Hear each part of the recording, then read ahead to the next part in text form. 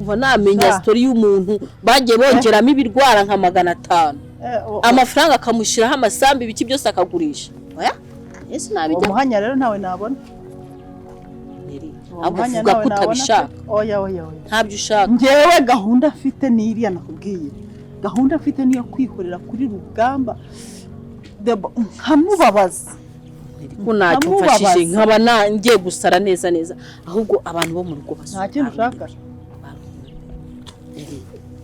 Neri kandi ujye untaba mu nama Neri nta kintu usigaye umfasha bakubwira Deborah niba nakomeza kugutera umbwire tugende umuganga wanjye gutsirika ibyo bimo abapfumu bo ntabo najyamo Shari ntago bakumva ko nari ngukumbuye uragenda ukanyanga mbega Shari kamubwire ni intege nkeya hari genda numva nane hano hari ukuntu mbyuka mvuga ndaza kugusura ikirungurira kikanyica nkirirwa niseseme nkacira kuri Yesuye shambitse bigoye shanyine utwita ndumva biba bitoroshye uretse nawe ejo bundi ni wowe uzambwira uraciragura iseseme kakwica uri kumva watekereza kurya akantu kabura karutse mana we shamba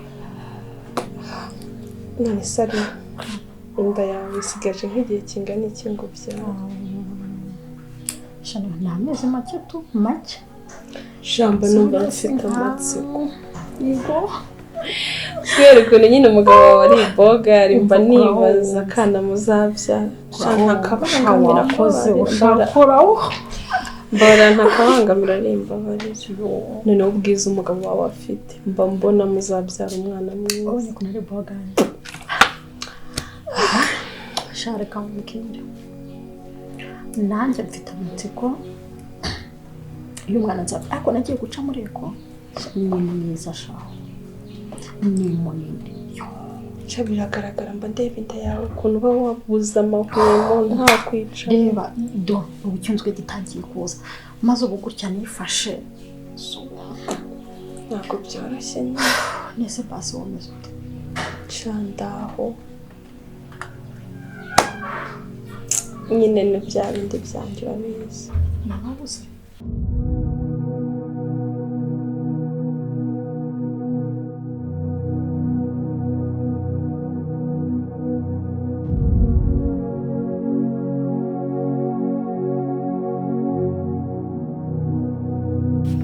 nanubu Deborah wivuga ibya Deborah gabinyibukije ari Deborah muri uru rugo niwe wabaye ikibazo ngo iki Deborah ari kudusarana ari gufatwa n'ibintu agasara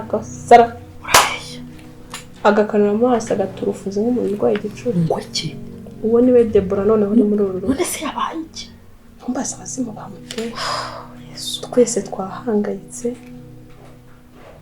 ngo na n'ubu ntaracururuka nta na gato wihura uracyavuga aya mahane ntago ari amahane hari ibintu biri kuza bikamufata izina rya Yesu akamira nk'umusazi amaso akamuvamo Deborah umwe w'amahane yabaye umusazi cyangwa baramuroze ahega Deborah nawe agira amahane ubu ntabwo wasanga atabuze wenda nk'umuntu yaba yarahemukiye ari mfite ubwoba noneho reba ukuntu yanyangaga reba natsarana akaba ari njye asarana biriya bintu bikaramuka bimufasha ari njye bimwerekeza cyangwa uri muri mwenyine azakwica kuko ukuntu ari kumera turahangayitse ngo rugamba baronkereze karahure pe ndi kumva noneho umva usko no kuna mabyanani nawe basi fata ndego ufite inda nini imbaraga gutwitabira nabyo ni ikoze sha washizemo n'agace acid muri eje sha none se nagira ngo mukacari keza mbanzi byo kunda reka turuhu rwiza umva noneho pepe azavuka ameze neza cyane agace acid rero ku bantu batwite urya nawe wakabyara we uri kuvuga ibyo hano nta mahoro hari turi gutekereza gusa umukobwa w'inkumi nkuriya Yesu umugabo wanjye yahangayitse, muzehe yahangayitse, nyirasenge yahangayitse, mana yanjye none hatuye Nyanga ndi kwibaza nzamukana. Mana we noneho Deborah kuko urabana na Deborah gute muri ubu buzima noneho? Ese ubu nasara turabigenza dutuwe ko bimufata tukabona arasaze neza. Shaka base tukaryama nijoro tukakumva ari gukomera. Yesu we cyumba wenyine akavuze duro. Izina rya Yesu byanyitereye ubwoba byo muri uyu muryango. Mura ntugire ikibazo ariko cyangwa niyo mpamvu utari gusama wasanga abo bantu bafite ibintu utazi. Sha byose ndabyibaza nareba kubibaza umugabo wanjye ubwoba bukanyica. Wari ikibazo umva rero reka dufate amasengesho nubwo meze gutya baseka tuko twafite amasengesho dusenge. Mana naba naraje mu muryango urimo imyuka mibi nabigenza. Humura ni amabi ya Deborah ntiwamenya ko yabikuye ahubwo mva kubwira nubwo ufite intege nkeya reka turebe ukuntu twasenga basi wenda tujye dusenga nimugoroba dufata akantu sibyo nzagerageza mbishobore sibyo. Ndakumva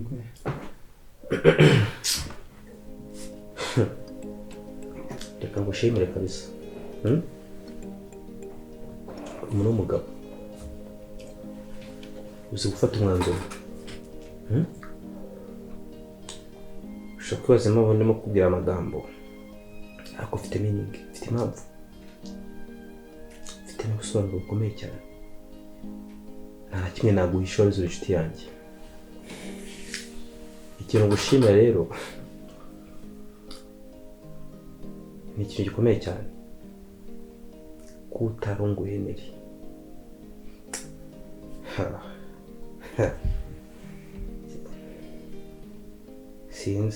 sinzi hano kubwenge watekereje kure.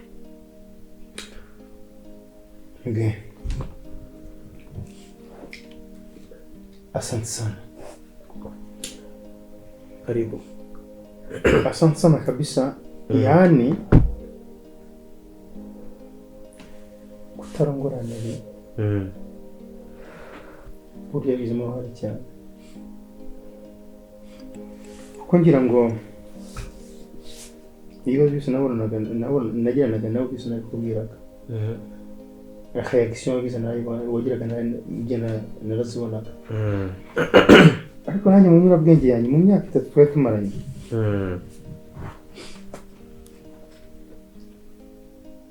Naramwize bihagije.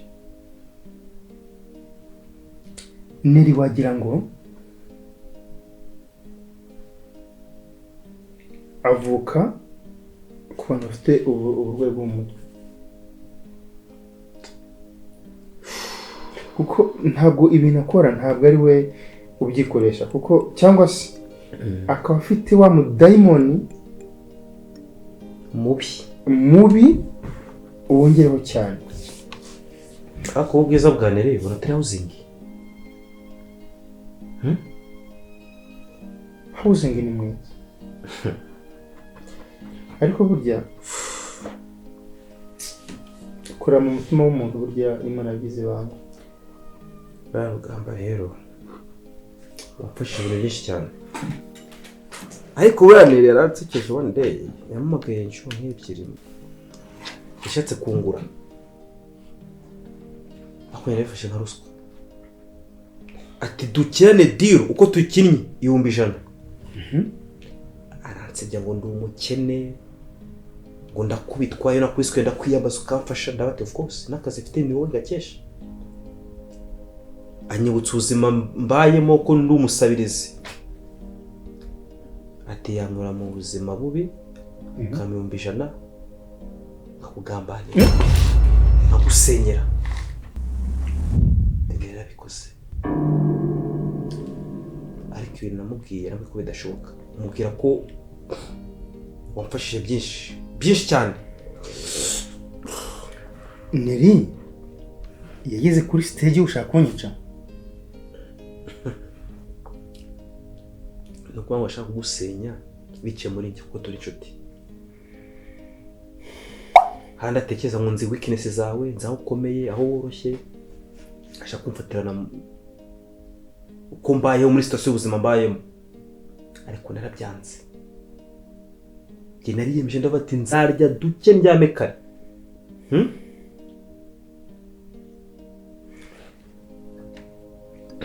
Nelly yanyuze muri Miguel kugira ngo Miguel angambanire. Gusenye nkugire imbwa nkugire iki nica ubuzima bwawe mbese nkwangize. Ibyo byose Nelly yapanze ko agiye kungura asanga sinoroshye ndasanga ndakomeye. Sindi rukuruzi wakura gutyo ko wishakiye. Ruga Miguel warakoze Imana igumugisha. Nelly rero reka mukubwireho. Nelly arakwanga mubanza afite kuri history number 1 ubimenye. Rero hari ide mfite nako ni advice. Fata mushiki wawe umurinde uyu mugore nako umukobwa. Nelly ni umwanzi mubi, enemy. Kumanana Deborah koko fata Deborah umubwiza ukuri ati ntuzongere kuzana Nelly muri urugo. Connection mufitanye ndayiciye. If not your sister aje kwangirika bice muri Nelly. Bijya makiri kare Ruga kuko ndabizi ni inshuti bafitanye ubuntu bwinshi. Iyo ni advice yanjye. Ariko Miguel Deborah na Nelly bafitanye ubuhe bucuti butuma Deborah mushiki wanjye nkunda cyane ashobora kunkora biriya? Icyo nagusaba rinda mushiki wawe uyu mukobwa ngo ni Nelly ufite ubushitani bwinshi n'ubudayimoni. Kategori z'ubudayimoni bwose buri mutima wa Nelly. Please protect your sister. Yeah, well. Nelly rero ntabwo ninda hano. Musaza wanjye yambwiye ko nshaka hari ikintu ashaka kumbwira. Rero mbwira. Icyo wanshakiraga. Wamamagaye rega uko Nelly watuje kuko. Deborah ibyo nagutumye bigeze. Ako sura komeje. Wari ukomeje? Cyangwa uri muri ikinira? Ninda kweshese ko nakiniraga. Nelly babara rwose biragoye pe. Biragoye cyane. Ndakubaza ibyo nagutumye bigeze he? Nagutumye imyenda yawe y'imbere urabizi. Bigeze he? Nelly reka mubwire. Ntabwo birabishobora. Sinafata umwenda w'imbere wa musaza wanjye n'umwe mu kazi wanjye ngo bikuzanire. Ibyo bintu rwose pe nawe bitekereza. Ari bo barimo barabikorera. Wabishobora Nelly?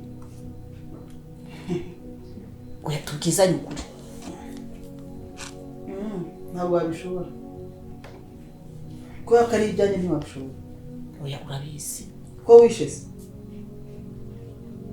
Kwica no kuzana imyenda bihuriye. Nelly ngene uriya mugambi nawe ugambiriye. Naricaye ndagupanga. Nabigirwa n'iki se nari ndi umutima wawe? None ntabwo kwese unyizera. Ndakubwiye bazi se. Hanyuma se da shimye ko umwe musaza wawe. Undi we n'iki cyane? Usigaye mwimvamo kuburyo nta kintu wakora. Nakone ni gute ngiye nshobora kwinjira mu cyumba nkajya mu myenda ya Gloria nkafata mu mwenda w'imbere. Nkawukuzanira. Yes, kuko nawe ugutumye. Gomba kunzanira. Umugore wa musaza wanjye. None rero baba rushake ikindi gisubizo. Ikindi? Yego.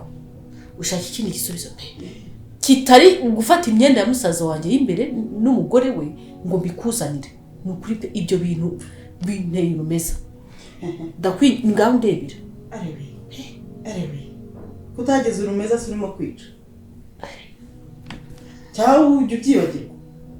Arebe. Nari yayimanuka n'ukuri. Ariko rwose. Wanyizera utanyizera. Njye ntabwo nigeze ngambirira kwica umugore wa musaza wanjye. Rero penda kwinginze ngira ikindi kintu cyose. Ndagikora kitari biriya bintu pe. Ikindi kintu. Washenze.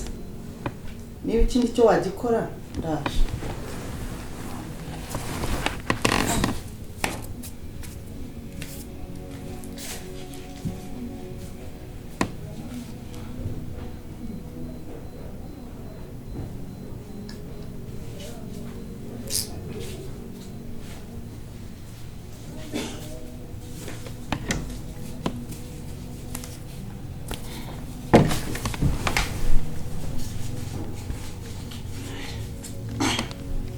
Byose ni biki? Yari ibyo ni biki? Ubu ni uburozi. Uburozi? Ubu ni uburozi ngiye kuguha. Wabushyira mu cyayi, wabushyira mu byo kurya. Pfa kuzaba ari ibya Gloria. Urumva? Azagenda apfa gahoro gahoro. Inyama zo mu nda zitanyuka nubona ageze aho gushinguka nyine arembye. Uzamuzane kwa muganga. Ko wakwizera? Kose njye ntiyanyizera. Ntabwo yatuma muvura. Wowe numuzana kwa muganga nzategura uko bizagenda. Gusa uko nari nateguye ko uzamutera urushinge akaba apfuye. Noneho uzaba wishe neza ntabwo ari nka mbere. Mbere ho wamuhwanyije n'igikuta. Si byose? Fata. Bana we. Shafata Wambabariye kuko. Nuko musabye imbabazi wambabariye kuko. Ngiye nkubabarira. Ukareka kugira umwicaye. None ugiye kuki utarimo kumbabarira ngo uzane ibyo nagutumye. Niba ibyo nagutumye bigoye, ibi byo ntabwo bigoye. Umusaza wawe ntawe urimo. Kuramutse wishe musaza wawe, none sinabamubonye. Ubu burozi ni bubi, nimubwira ngo ni bubi. Ubikore neza handi ntacyo uzibeshya. Nari kugusabye imbabazi kuko warekeye ibintu bikagenda. Waretse bikaragira gutyo abandi bose nukuvuga ngo abakobwa bose banzwe bagiye bakora ibi bintu koko bagiye baba bicanye waretse niba ushaka ko birangira nyine fata ugende umwice. Fata shaka ufata niki kandi nzabibone yapfuye. Uko uzamwica umva rwose nujya no kumutera urushinge kugira ngo ahwane nushaka ntuzayinde gusa nzumve ngo kwa runaka umugore we yapfuye.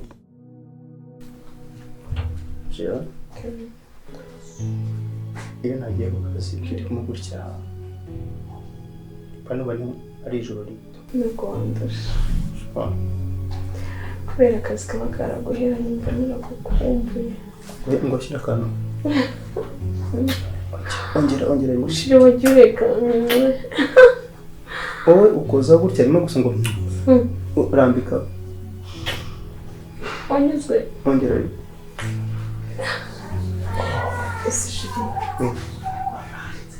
mzee na shangazi wawe uravuga papa na shangazi rero hari abantu bajyanye basohotse bari abantu bakundana kubi buriya se kubyo na kera bakiri bato abaturanyi bajyaga bakera ariko barabyara ntabwo ntacyo bijya byibwira yego barakundana ibintu by'abantu bya kera bareka mukiza ukuri bari mu bantu keya bahantu bari mu bantu banyasubiye cyane ku buryo bamaze guterekera mu cyabo gerageza ariko ntabwo ugerageza ahubwo urabishoboye gusa iyo muzehe harahiye ubwoba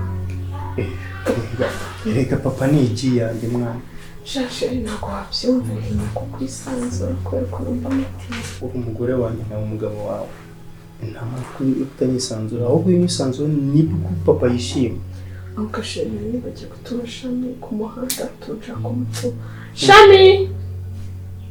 shami abe wino nkubwire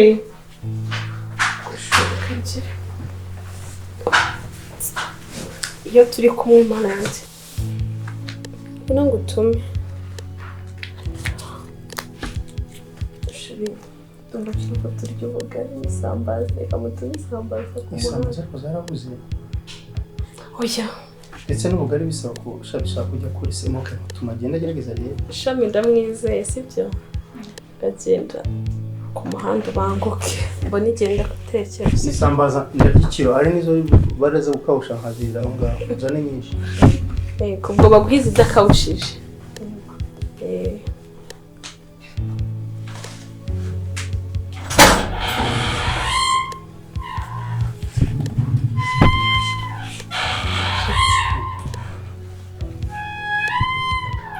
Kugira umwana ari mwiza.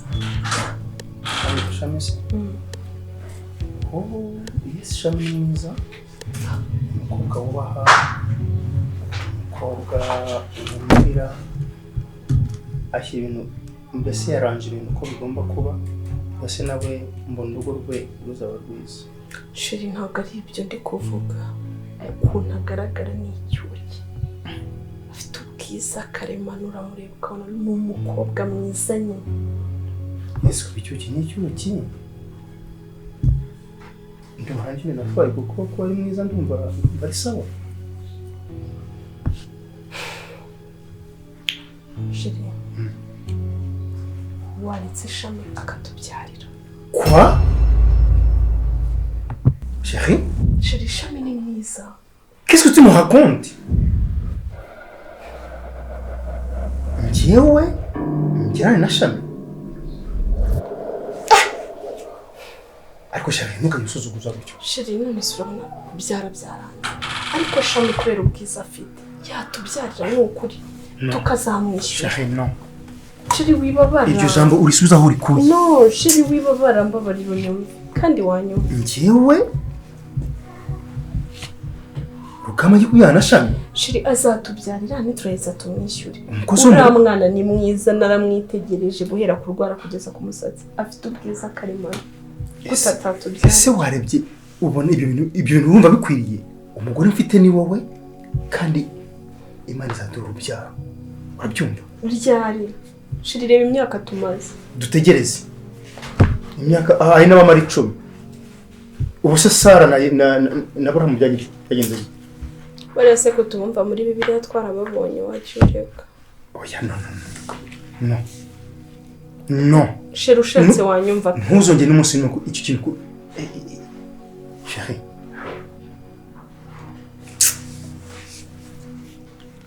Shiri uritse kurakara ukanyumva. Rega mbikubwiye mbabaye. Uransuzuguye. Dukeneye umwana Shiri. Aramaze umwana azaza hagati yanjye nawe. Nta kugira ngo ugende witirirwa umwana. No.